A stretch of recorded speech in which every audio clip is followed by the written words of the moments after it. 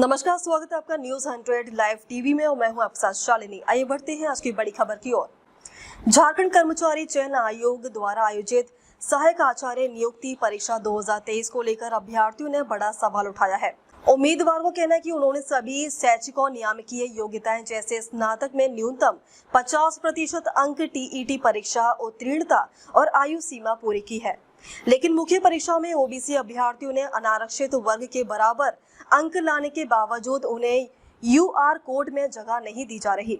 अभ्यर्थियों का साफ कहना है कि नियम के अनुसार अगर कोई आरक्षित वर्ग का उम्मीदवार अनारक्षित वर्ग के समान मेरिट लाता है तो उसे उसी श्रेणी में शामिल किया जाना चाहिए। अब देखना होगा कि झारखंड कर्मचारी चयन आयोग इस पर क्या निर्णय लेता है। जैसी कार्यालय है क्या? जी सर, विषय है सर, हम लोग का पिछला रिजल्ट में नाम आया, डीबी यहाँ हुआ, उसके बाद जिला स्तरीय रिजल्ट जो प्रकाशित किया उसमें मेरा तो गुमला जिला में गया जनरल कोटी में, और हम जनरल भी हैं।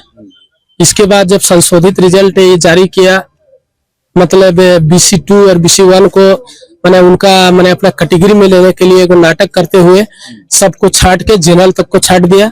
उसमें हम लोग भी सब भुक्तभोगी हैं और इसीलिए एक आवेदन देने आए हैं कि हम लोग का क्या था उसमें बिना सूचना का हम लोग का नाम हटा दिया। कम से कम इसका जानकारी हम लोग को होना चाहिए, इसीलिए हम लोग। कैसे आप लोगों को कैसे लग रहा है कि आप लोगों को जबरन छाट दिया गया है? जबरन छाटा है, नियमावली का पालन नहीं, नियमावली का किसी तरह कहीं पर पालन नहीं हुआ है। मैं EWS में आवेदन किया था और पूरा झारखंड में 1 to 5 में एक भी EWS का हम रिजल्ट नहीं देख रहे हैं। कैटेगरी वाइज कहीं रिजल्ट नहीं दिया है, सीरियली रिजल्ट पारा और गैर पारा को दे दिया है एक साथ। जो पारा है उसको गैर पारा में दे दिया है, आज उसको भी प्रॉब्लम खड़ा हो रहा है। हम पारा में आवेदन किया, हमको गैर पारा में, जबकि हमारा पारा दुनिया भर का सीट खाली है। पारा का सीट दुनिया भर का खाली है। हमारा गुमला जिला में जनरल में पारा में 82 सीट है, उसमें मात्र 10 आदमी को किया और बाकी को छाट दिया है। तो आप लोग को तो आरक्षित जगह में रखा ही गया था। हम लोग को देखिए, इसमें नियमावली के आधार से माने जो 40% से ऊपर नंबर लाएगा उसको कोई भी जिला वो जनरल सीट में जा सकता था, लेकिन यहाँ अपने तरफ से एक नियम थोप रहा है ये लोग कि टेट में जो 60% लाया है वो जाएगा जनरल जिला में, बाकी जो अपना कैटेगरी में रहेगा। ऐसा नियमावली में कहीं नहीं है, ये थोप रहा है हम लोगों के ऊपर। कोई वार्ता हुआ? अभी 5 आदमी को बुलाया है, लेकिन देखिए अब क्या वार्ता हो रहा है। मैं सरायकेला जिला से हूँ और मेरा टेट में 90+ है, और जो कि मेरा पूर्व जो प्रकाशन हुआ था फाइनल मेरिट में वो मेरा सरायकेला जिला पे पड़ा था और मेरा पारागोटी में ही हुआ था। तो अभी इस बार हवाला दिया है कि जिसका टेट में 90 बिलो है वो अपना कैटेगरी में आएगा। ये हर जगह से सूचना मिल रहा और वो अपना कैटेगरी में जाएगा, जो कि अभी सीट इतना है फिर भी हम लोग जो कि कैटेगरी से नहीं आते। मेरा यूआर में मेरा सिलेक्शन हुआ था और मेरा टेट में भी 90+ है, फिर भी मुझे संशोधित रिजल्ट में हटा दिया गया है। आज हम लोग आवेदन देने आए हैं और हमारे कोई साथी, जो 5 साथी को बुलाया गया है, उसमें क्या वार्ता हो रहा, अगर वार्ता हमारे तरफ पक्ष हो तो ठीक है, नहीं तो हम लोग न्यायालय के शरण में जाएंगे। सरायकेला आप लोग अंदर गए थे बातचीत करने के लिए, क्या बातें की? देखिए, सचिव सर से तो हम लोग सबसे पहले कहे कि देखिए सर, हम लोग लगभग 732 लोग ऐसे हैं जो फर्स्ट लिस्ट में नाम आया था और अभी हम लोगों का नाम हटा दिया गया है। उन्होंने सीधा से कहा कि अभी सुप्रीम कोर्ट का जो ट्रिपल बेंच का है उसका हवाला देते हुए शिक्षा सचिव का जो है आदेश का हम लोग पालन किए हैं और इस तरह से दोबारा रिजल्ट बनाना पड़ा। तो फिर हम लोग कहे कि सर ये तो नियम के विरुद्ध था, जब नियमावली जो था कुछ अलग था। अभी तो उसमें सर का कहना है कि देखो, हमसे ये सब सवाल नहीं करो, हमको जो आगे से निर्देश मिलता है वो हम करते हैं, तो करते हैं तो ठीक है सर। तो फिर हम लोग का बाल बच्चा रो रहा है सर, हम लोग रो रहे हैं, जब से रिजल्ट आ रहा है हम लोग का स्थिति सही नहीं है। तो उन्होंने कहा कि देखो जी, अभी तुम लोग को बहुत जल्दी करने की आवश्यकता नहीं है, तुम लोग को अभी आघोषित हम लोग नहीं किए हैं, तुम लोग पास हो, और तुम लोग का जब हुआ था तो तुम लोग अपने आप में कैसे समझ लिया कि तुम लोग अभी फेलियर हो गए, वंचित कैसे हो गए। इस तरह से उन्होंने कहा। तो फिर हम लोगों ने कहा कि सर फिर आशा क्या करें, उन्होंने कहा कि देखिए आप लोग फर्स्ट अभी निकला है, सेकंड का भी आपको इंतजार करना पड़ेगा और टिल थर्ड तक आपको इंतजार करना पड़ेगा। और इस बीच में हम बहुत ज्यादा तो 1 से 1.5 महीना का समय लेंगे, उसके बाद हम चैप्टर क्लोज कर देंगे। इस तरह से उन्होंने कहा। अच्छा, एक बात है, ऊपर से बात आती है, ऊपर से जो आदेश आता है, ऊपर से कहाँ से आता है? देखिए सर, सबसे पहले तो जो 12 तारीख का जो या फिर पूर्व जो रिजल्ट प्रकाशित हुआ, चाहे साइंस का हो, सामाजिक विज्ञान का हो या फिर भाषा का हो, तो इसका पुराना इतिहास यह है कि पुराना जो 2023 का नियमावली है उसके तहत बहाली सारी प्रक्रिया हुई। सारा प्रक्रिया होने के बाद यहाँ से जेएसएससी कैंडिडेट को सेलेक्ट करके जिला भेज दिया। जब जिला भेज दिया गया तो सबसे पहले शुरुआत हुआ दुमका जिला से, फिर चतरा जिला से, कि आपका जो सहायक आचार्य में आप तो आ गए हैं अनरिजर्व में, लेकिन आपका टेट में 60% नहीं है कह के वहां नोटिस दे दिया जाता है। अब ये नोटिस हर जिला में धीरे धीरे करते दिया जाता है। उसके बाद क्या होता है कि हमारे जो शिक्षा सचिव उमा शंकर है, इसका समस्या का समाधान नहीं करके ये कहां से लेके आते हैं, जो दिल्ली का है, सुप्रीम कोर्ट का है और कुछ अन्य राज्य का जो जजमेंट है उसको लाके झारखंड में घुसेड़ देते हैं।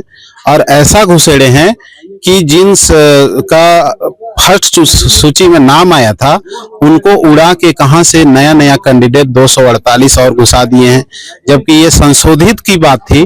ठीक है, संशोधित तक हम लोग इंतजार किए, लेकिन ऐसा संशोधित हुआ कि 732 लगभग हम लोग छट गए। और छटने के बाद पता चल रहा है कि 248 लगभग और ऐड हो गए।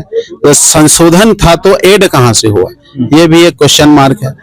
तो कहने का मतलब ये है कि ये हमारा 2023 का नियम से जो है बहाली करते हैं और लास्ट में लाके आपका 2019 का 82-59 केस का जो हवाला देते हुए हम लोगों के बीच में ये थोप देते हैं और हम लोगों को बाहर कर देते हैं। मुक्ता जी, सवाल ये उठता है कि आखिर डीबी क्यों हुआ?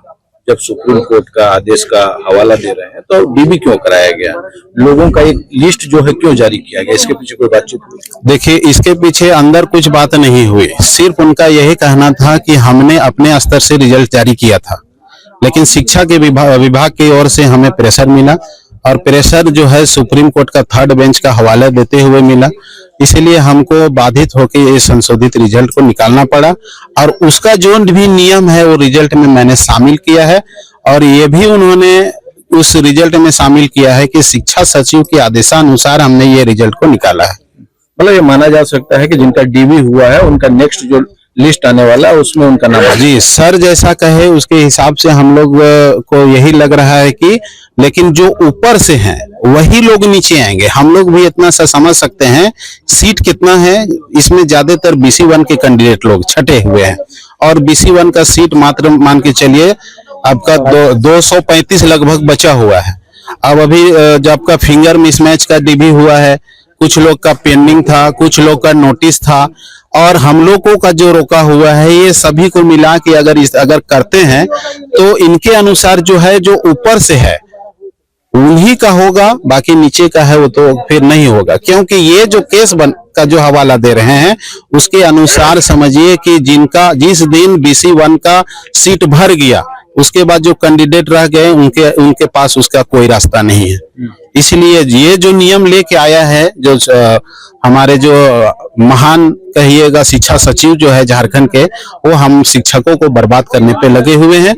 और एक था हम लोगों का पारा शिक्षक के लिए जब शिथिलता वाला केस आया था, तो जब हमारे झारखंड सरकार ने शिथिल दिया था पारा शिक्षकों के लिए, तो ये एक हाईकोर्ट होता है और हाईकोर्ट में ये कह के हम लोगों को शिथिल खत्म कर दिया जाता है कि जब नियमावली बन चुका है उसके बाद नियम में संशोधन नहीं होगा। अब जब संशोधन नहीं हुआ तो अभी रिजल्ट आने के बाद किस तरह से संशोधन होता है, ये प्रश्न है। ये हम लोगों के बीच में ये हम लोग को एक तरह से पूरी तरह से प्रताड़ित करने वाली बात है। इस तरह से हम लोग बहुत प्रताड़ित हुए हैं। सर के हिसाब से अब हम लोग को 1 से 1.5 महीना वॉच करना पड़ेगा। आगे हम लोग भी सभी साथियों के साथ बैठ के रणनीति बनाएंगे आगे क्या करना है। सवाल उठता है कि कैंडिडेट कितने बचे हुए हैं, कितना रिजल्ट बाकी है, उसके हिसाब से कितने लोगों का चयन हो पाएगा? देखिए, सर के हिसाब से या फिर हम लोग भी अपने आप में ये गणना कर सकते हैं कि जो ऊपर से मेरिट में है उन्हीं का होगा जितना सीट बचा हुआ है। सर के को कहना है कि अंतिम सीट तक हम तीसरा डीबी सूची, ये फाइनल सूची निकाल के हम निकाल देंगे, उसके बाद हम चैप्टर क्लोज करेंगे। मतलब अभी हमारे पास लगभग 732 कैंडिडेट छटे हुए हैं, जो फर्स्ट लिस्ट में हुआ था अभी सेकंड में छटे हुए हैं। उसके अलावा मिसमैच में के लगभग 400 कैंडिडेट है, कुछ के सूचना नोटिस वाले हैं।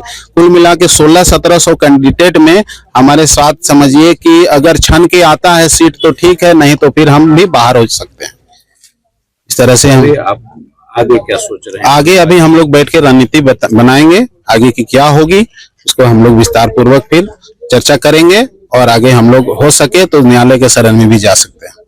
के बातों से कि अभी जो वंचित जो अभ्यर्थी हैं, उस अभ्यर्थी को इंतजार करना होगा।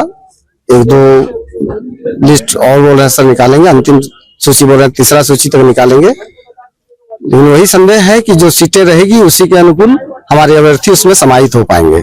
लेकिन यहाँ पे एक बात है सर, जो पारा टीचर है उनकी उम्र सीमा जो है वो खत्म होती है। जी सर, मैं खुद ही जो है, स्थिति में पारा टीचर क्या करेंगे? जी सर, मैं खुद ही 55+ का हूँ और यूआर गिरिडीह में मेरा पिछला 12/8/25 को जो है रिजल्ट हुआ था। मैं टेट में भी 95 अंक लाया हूँ, लेकिन इस सूची में मुझे बाहर कर दिया गया है।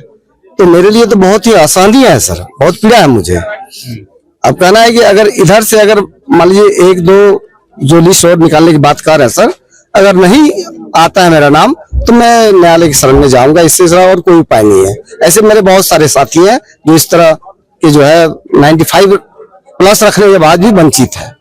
अब तक के लिए बस इतना ही, फिर होगी आपसे मुलाकात। तब तक के लिए नमस्कार और देखते रहिए News 100 लाइव टीवी।